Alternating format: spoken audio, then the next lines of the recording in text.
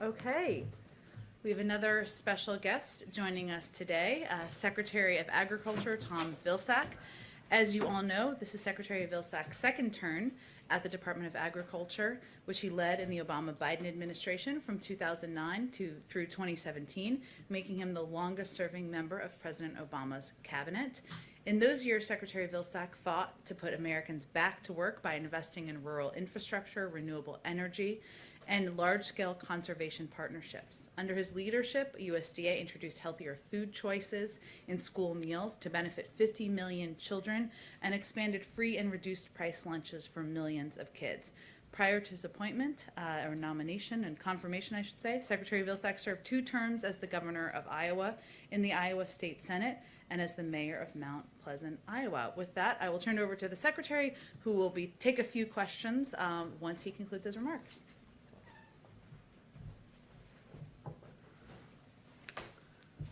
Jen, thanks very much. It's certainly a pleasure to be here today with all of you.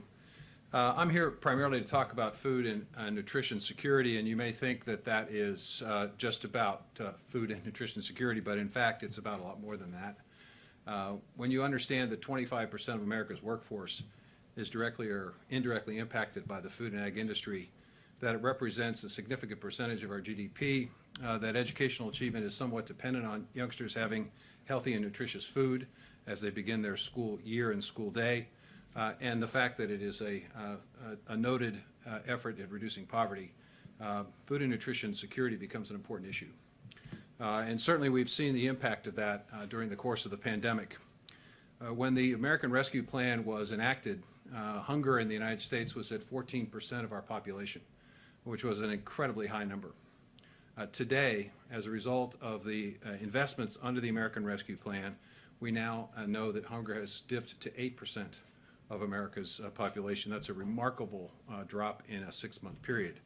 It is a result of extending SNAP, as we did in the American Rescue Plan, creating a summer EBT program that will institute opportunities for nearly 30 million children to have access to nutrition during the summer months, increasing our commitment to WIC, and basically making a down payment, if you will, on hunger reduction.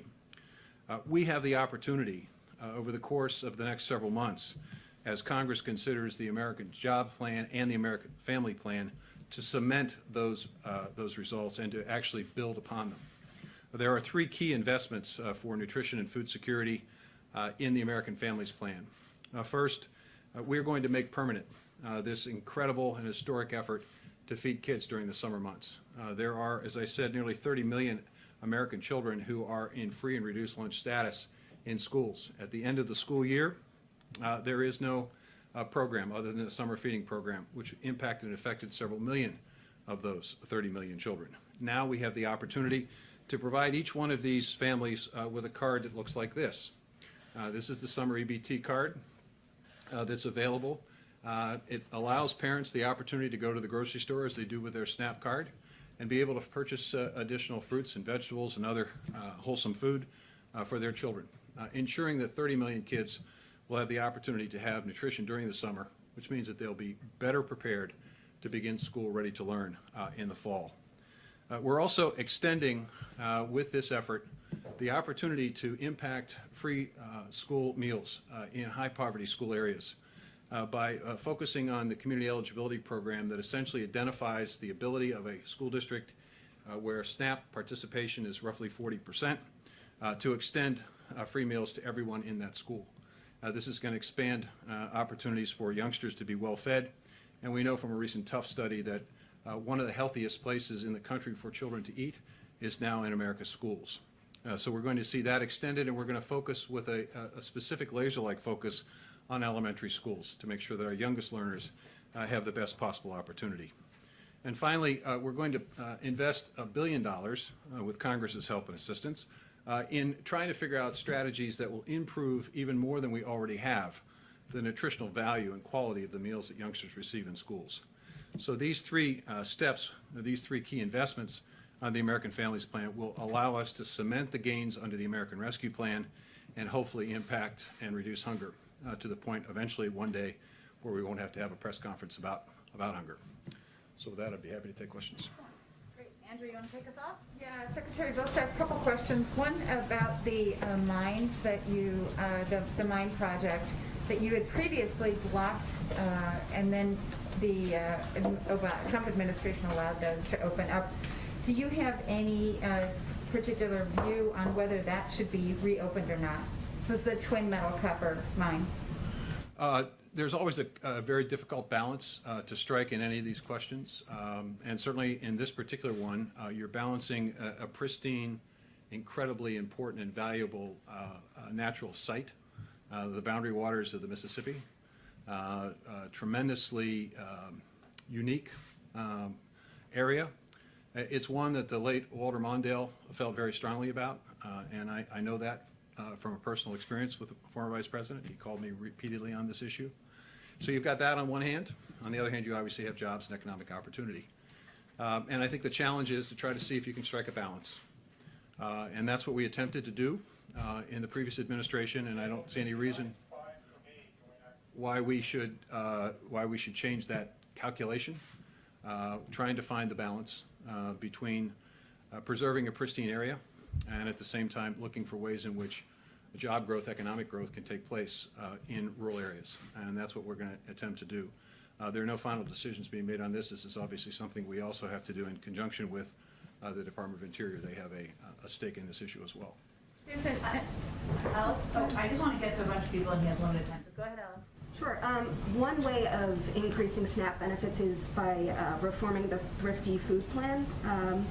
And I know that that is under review right now. Can you talk a little bit about what that review entails and when we should expect results and how the reforms would be implemented if the program is approved? It's a complicated question and one that hasn't been reviewed in detail for quite some time. And we expect and anticipate during the course of the summer months that we will complete our review and then have an opportunity perhaps to have a conversation about this in the fall. And this will be appropriately timed because, as you know, the American Rescue Plan called for an extension of the increase in SNAP over the course of the summer months until the end of September. So it's timely for us to look at this. I'd simply say that the principles that we're operating under in this area are, number one, the benefit has to be meaningful to American families. With the American Rescue Plan, we saw an additional $100 a month for a family of four being added to the groceries, to their grocery purchases. It also impacts jobs, as I said before. That SNAP benefit increased and supported tens of thousands of jobs in grocery stores and across the food chain. It also has to be conveniently available. It's one of the reasons why, again, the American Rescue Plan has provided opportunities for us to look at online purchasing, make it more convenient. It has to be operated with integrity, obviously.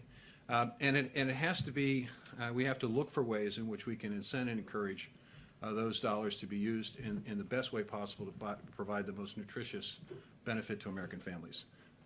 And that's the goal, and that's what we'll look at when we look at the Thrifty Food Plan. Alex? Secretary, a group of Midwestern farmers last week sued over the COVID loan forgiveness program, arguing that it's unfair to them because they're white. Your reaction to that lawsuit, and do you stand by the program's structure? It's a great question. I appreciate it. I think I have to take you back 20, 30 years when we know for a fact that socially disadvantaged producers were discriminated against by the United States Department of Agriculture. We know this. We have reimbursed people in the past for those acts of discrimination, but we've never absolutely dealt with the cumulative effect. And by cumulative effect, I mean this. When I have the full advantage of all the USDA programs throughout the last 30 years, my operation could grow. I could invest in more land. I could get the latest and best technology. I could plant my crop at just the right time. I could make more money. If I had limited access or no access to USDA programs, obviously my operation significantly limited.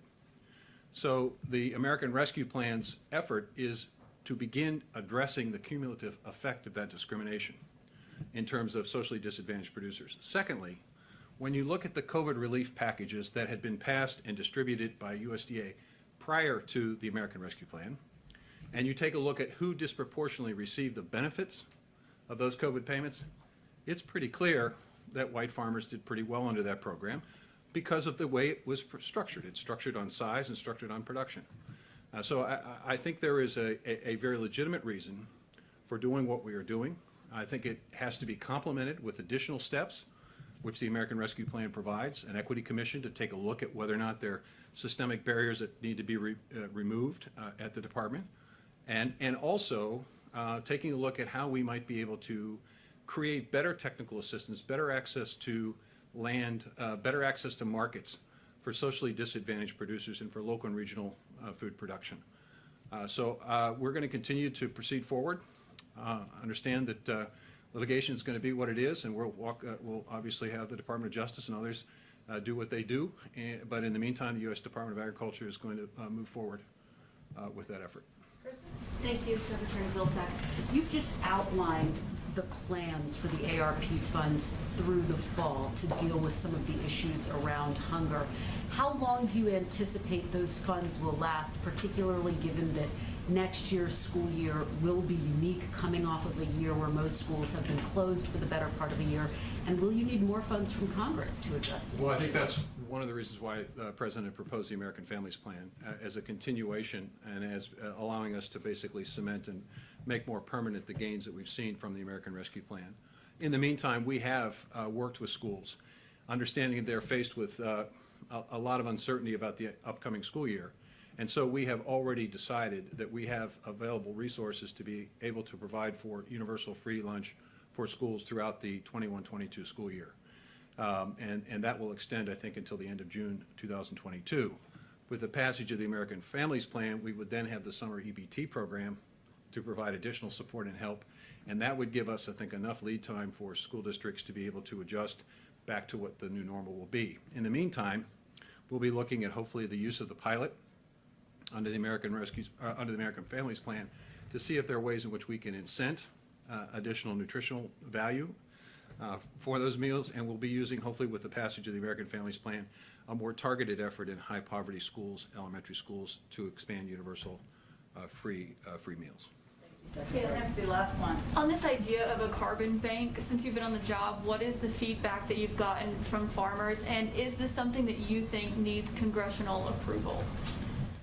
You know, I was at a meeting yesterday with the Environmental Protection Agency administrator, Michael Regan. He did a terrific job. We had probably 25 farmers. I was very pleased with the level of support and interest that the farm community has for ways in which they can be engaged in this effort to reduce emissions and to be engaged in this climate effort. We had multiple questions about this in terms of how can we do this, not we're against it or we are opposed to it or we don't think it should happen. It was, how can we do this? How can we be part of this? Because farmers understand something very, very fundamental about this. This is the opportunity of a lifetime for us to create additional revenue opportunities for farmers. Now, why is that important? Because today, 89.6% of American farms, the majority of income does not come from the farm for those farm families. That means they have to have an off-farm income. So it's the Department of Agriculture's job to find more, better, and new markets. Climate provides that opportunity. Whether it's a fund, or whether it's conservation resources, whether it's investments in technology that will allow them to capture methane and reuse it, or whether it's creating new opportunities for bioprocessing and new jobs in rural places, all of that has to be done. And I think the USDA has enormous capacity, an enormous set of tools that can be used to provide the resources to work with the farm community to embrace this future. And I think they are in agreement with President Biden when he says the net goal here is net zero emissions by 2050. I think that's doable, and I think in doing it, I think we'll improve income opportunities for farmers. We'll certainly do right by the environment, and I think we'll also have healthier and better soil and cleaner water. Would it need congressional approval, a carbon bank? Well, it needs congressional approval in the sense that you have resources in all of these programs that require funding. We have a lot of flexibility already at USDA, and we're going to be utilizing that flexibility in a way that creates more new and better markets. And I think farmers are going to find that to be they're going to be very agreeable with that. Thank you, Thank Secretary you. Vilsack. Thank you. And as always, if you all have follow-up questions, we are happy to connect you with his team following the briefing. Thank you, and we'll love to have you back. Thank you so much. I'll just note my first campaign was for the Secretary's gubernatorial race in 2002, so full circle. Couple of items, additional items for all of you at the top. This afternoon, President Biden, as you know, will deliver remarks on the American Rescue Plan's Restaurant Revitalization Fund, the administration's program to provide relief to restaurants, bars, food trucks, and other food and drink establishments. As we all know, restaurants were some of the first and worst hit businesses in the pandemic. The Restaurant Revitalization Fund provides $28.6 billion in direct relief to restaurants and food and beverage establishments, and prioritizes